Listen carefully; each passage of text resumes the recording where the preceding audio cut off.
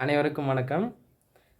நான் காலேஜ் படிக்கிறப்ப ஒரு 2 முறை தாஜ்மஹாலுக்கு போகக்கூடிய வாய்ப்பு கிடைச்சது. நான் ரொம்ப ஆ ஆர்வமா அத பார்க்கணுன்னு ரொம்ப ஆசையா அங்க போனேன்.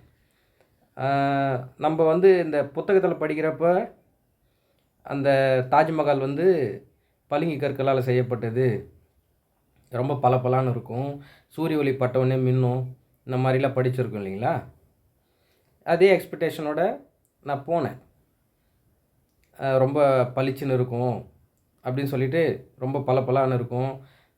பார்க்கவே கண்ணு கூசும் அப்படின்லாம் நம்ம புத்தகத்தில படித்தோம் இல்லைங்களா? சரி, அதே மாரி இருக்கும் அப்படின்னு சொல்லிட்டு, ஆக்ரால இருக்கக்கூடிய யமுனை ஆற்றங்கரையில ஓரத்தில இருக்கக்கூடிய அந்த தாஜ்மஹால பார்க்கணுன்னு போனேன். ஆ அந்த இடத்துக்கு ரீச் ஆச்சு. ரீச் ஆனவுடனே தாஜ்மஹால் வந்தாச்சான்னு கேட்டப்ப, இல்லைங்க இங்கேருந்து வந்து பார்த்தீங்கன்னா, இன்னும் ஒரு 2 கிலோமீட்டர்ஸ் வந்து போணும் அப்படின்னு சொன்னாங்க. அப்ப ஏன் வண்டி வந்து இங்கேயே நிறுத்திட்டீங்க பஸ் எல்லாம் அப்படின்னு கேட்டேன். இங்கேருந்து நீங்க வந்து பார்த்தீங்கன்னா, நடந்து போலாம். அப்படி இல்லன்னா, ஆ மின்சார வாகனங்கள் இருக்குது. மின்சாரத்தினால இயக்கக்கூடிய வாகனங்கள். அப்படி இல்லன்னா வந்து கேட்டல்ஸ் கார்ட் இருக்கு அப்படின்னு சொன்னாங்க. அதாவது விலங்குகள் இழுத்துட்டு போகுது இல்லைங்களா? அந்த வண்டி.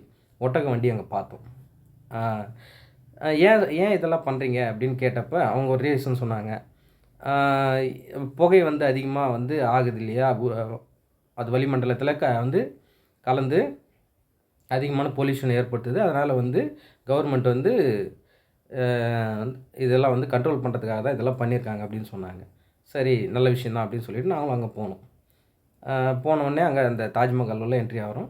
உண்மையிலேயே வந்து ரொம்ப அழகா இருந்தது. நான்லாம் வந்து லைஃப்ல ஃபர்ஸ்ட் டைம் அந்த இடம் பார்த்தேன். அ உலக அதிசயங்கள்ல ஒன்றா இருந்ததுன்னு சொன்னாங்க இல்லையா? அதனால அந்த இடத்த போய் பார்த்தோம். அ பார்த்தப்ப அந்த அளவுக்கு அவ்வளோ எனக்கு ஒரு ரொம்ப வியந்தேன். ரொம்ப ரசிச்சேன். ஆனா ஒரே ஒரு குறை என்னன்னா, அந்த அந்த எப்படி சொல்றது? பிரைட்னஸ் வந்து குறைஞ்சிருந்தது. அதான் காரணம். அந்த அந்த வால்ஸு, அந்த தரை எல்லாமே தொட்டு பார்த்து ரசிச்சுட்டு வந்துட்டோம். அவ்வளோ அழகா இருந்தது அந்த இடம். உண்மையிலேயே வந்து அந்த கால கட்டிடக்கலைய நம்ப பாராட்டியே ஆகணும். அ என்ன ஒரே ஒரு குறைன்னா, அந்த கொஞ்சம் மங்கலான ஒரு தன்மை இருந்தது. அ அதான் வந்து ஒரு சின்ன ஒரு உறுத்தலா இருந்ததே தவிர, மத்தபடி நாள் ஃபுல்லா உட்காந்து ரசிச்சுட்டு வந்துட்டோம். அந்த தாஜ்மஹால். நல்லா சுத்தி பார்த்துட்டு வந்துட்டோம். சரிங்க சார். இந்த விஷயத்தையும் நீங்க இப்ப வீடியோ போடுறதுக்கும் என்ன சம்மந்தம் சார் அப்படின்னா, இருக்கு. இன்னைக்கு நம்ப பார்க்க போற டாபிக் வந்து அமில மழை. Acid rain. சரிங்க சார். ஆசிட் ரெயினுக்கும் இந்த தாஜ்மஹாலுக்கும் என்ன சார் சம்மந்தம்? நீங்க போயிட்டு வந்தத டூர பத்தி சொன்னீங்களே. ஏன் அப்படின்னா, இந்த ஆசிட் ரெயின் பட்டு தான் எது அந்த தாஜ்மஹாலுடைய அந்த பொலிவு வந்து குறைந்ததுக்கான காரணம் அப்படின்னு சொல்றாங்க. அங்க பக்கத்துல வந்து நெறைய ஃபேக்ட்ரிங்க எண்ணெய் ஃபேக்ட்ரி இருந்தது. அது மூலியமா வெளியேறின புகை வந்து வளிமண்டலத்தில கலந்து, மழைநீரோட கலந்து அது ஆசிட் ரெயினா அந்த தாஜ்மஹால் மேல விழுந்து, அந்த சலவை கற்கள் எல்லாமே வந்து நிறம் மங்கி விட்டது அப்படின்னு சொல்லி என்ன பண்ணியிருக்காங்க, கண்டுபிடிச்சு, அப்போ அந்த சுத்து வட்டாரத்தில இருக்கக்கூடிய எல்லா தொழிற்சாலைகளையும் கண்ட்ரோல் பண்ணியிருக்காங்க. அதனால தான் வந்து அ அ சுற்றுலா பயணிகள் போகக்கூடிய அந்த வாகனங்கள் கூட ஒரு 2 கிலோமீட்டர் தொலைவிலேயே வந்து நிறுத்திட்டு, அங்கிருந்து நடந்து போக சொல்றாங்க. இல்லாட்டி வந்து அம் மின்சாரத்தால இயக்கக்கூடிய வாகனத்தில போக சொல்றாங்க. சரிங்க சார். இந்த ஆசிட் ரெயின்னா என்ன? அப்படின்னா, இந்த ஆசிட் ரெயின் எவ்வாறு உருவாகிறது? அந்த ஆசிட் ரெயின் உருவாவதுக்கான காரணங்கள் என்ன அப்படின்னா, நம்ப வந்து பார்த்தீங்கன்னா, இந்த தொழிற்சாலை கழிவுகள், தொழிற்சாலையிலேருந்து வெளியேறக்கூடிய புகை 24 ஹவர்ஸ் வந்து போய்க்கிட்டே இருக்கும். இந்த ரப்பர் ஃபேக்ட்ரி ஆகட்டும், இந்த டயர் கம்பெனிலாம் இருக்கு இல்லைங்களா? இதெல்லாம் பார்த்தீங்கன்னு வச்சுக்கங்களேன், அப்புறம் வந்து இந்த அ இந்த கூடங்குளம் அணுமின் நிலையம் இதெல்லாம் வந்து நெறையா வந்து பார்த்தீங்கன்னா, பர்ன் பண்றாங்க இல்லையா? இந்த மாதிரியான ஃபேக்ட்ரிங்க உங்களுக்கு தெரியும். நெறைய ஃபேக்ட்ரிங்க, நெறைய புகை வந்து டெய்லி வந்து ரிலீஸ் பண்ணிக்கிட்டே இருக்கு. அப்புறம் வந்து பார்த்தீங்கன்னா, எரிபொருட்கள எரிக்கிறது. அதாவது எரிபொருட்கள்னா என்ன? பெட்ரோல், டீசல், அப்புறம் விறகு இது எல்லாமே எரிக்கிறதுனால நெறைய வந்து புகைகள் வந்து வெளியேறுது. அப்புறம் வந்து எரிமலை வெடிக்கிறது. எரிமலை வெடிக்கிறப்ப நம்மளுக்கெல்லாம் இதெல்லாம் தெரியாது. நம்ம இந்தியாவுல இருக்கிறதுனால தெரியாது. இந்த ஐஸ்லேண்டு, அப்புறம் ஜப்பான் இந்த மாரி இடத்துலலாம் பார்த்தீங்கன்னா, எரிமலை வந்து எப்பவுமே வந்து வெடிச்சிட்டே இருக்கும் அந்த இடத்துல.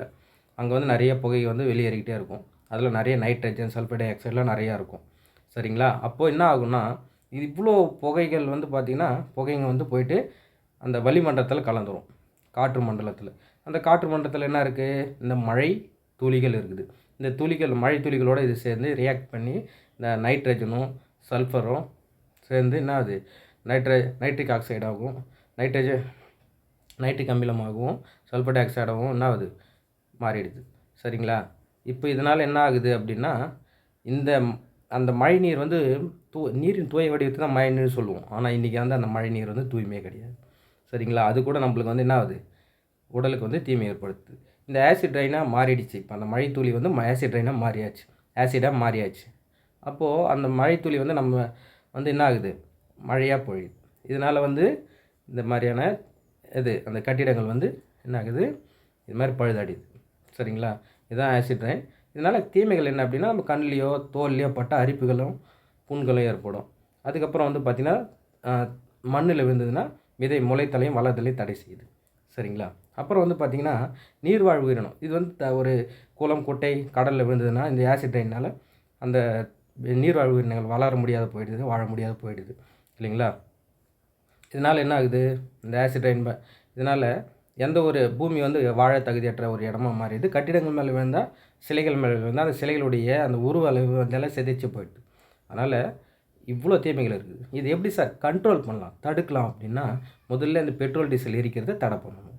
அப்புறம் வந்து பார்த்திங்கன்னா, இதுக்கான மாற்று எரிபொருள் இப்போ வந்து பார்த்திங்கன்னா, இந்த பெட்ரோல் டீசல் இதெல்லாம் போட்டு நம்ம எரிக்கிறோம் இல்லையா, வண்டியில் வாகனத்துக்கு எரிபொருளாக பயன்படுத்துகிறோம். அதுக்கு பதிலாக மின்சாரத்து மூலிமா இயங்கக்கூடிய பொருட்களை வாகனங்களை நம்ம பயன்படுத்தலாம். அப்புறம் வந்து பார்த்திங்கன்னா, வேறு என்ன தடுக்கும் வழிமுறைகள் அப்படின்னா, இந்த கேஸை வந்து பயன்படுத்தலாம் நம்ம. சரிங்களா? இந்த எல்பிஜி கேஸ் இது மாதிரி இருக்கு இல்லையா, இந்த மாதிரி மாற்று எரிபொருளை நம்ம பயன்படுத்தலாம். புகை வெளியேறக்கூடியத பொருட்களை நம்ம பயன்படுத்தலாம். அப்புறம் வந்து பார்த்திங்கன்னா, இந்த சூரிய மின்கலத்தில் இயங்கக்கூடிய பொருட்கள்லாம் இருக்குது இல்லைங்களா, அதையும் நம்ம பயன்படுத்தலாம். அப்புறம் வந்து பார்த்திங்கன்னா, வேறு என்ன சொல்லலாம் அப்படின்னா, இந்த இதுக்கான விழிப்புணர்வை மக்கள்கிட்ட மெயினாக நம்ம ஏற்படுத்தணும். அதுதான் மெயின். அதுவும் ஒரு தடுக்கத்தான வழிமுறைகள் தான். சரிங்களா? ஓகேவா? இப்போ இந்த லெசனில் நம்ம ஆசிட் ரெயின் வந்து அந்த சின்ன டாபிக் மட்டும் பார்த்துட்டோம் இல்லைங்களா? இது ரொம்ப யூஸ்ஃபுல்லாக இருக்கும்னு நினைக்கிறேன். ரொம்ப நன்றி. நம்மளுடைய வீடியோஸை தொடர்ந்து பாருங்கள், சப்ஸ்கிரைப் பண்ணுங்கள். உங்களுக்கு இன்னும் நிறைய வீடியோஸ் வந்து காத்துட்ருக்குது. இது வந்து பார்த்திங்கன்னா 8th ஸ்டாண்டர்டுடைய சயின்ஸ் புக்கில் இருந்து இருக்கக்கூடிய ஒரு சின்ன டாபிக். அதனால் இந்த டாபிக் வந்து 8th ஸ்டாண்டர்டுக்கு ரொம்ப யூஸ்ஃபுல்லாக இருக்கும். நீங்கள் கண்டிப்பாக வந்து நம்மளுடைய வீடியோஸ் தொடர்ந்து பாருங்கள், சப்ஸ்கிரைப் பண்ணுங்கள். ஓகேங்களா? நன்றி. தேங்க்யூ.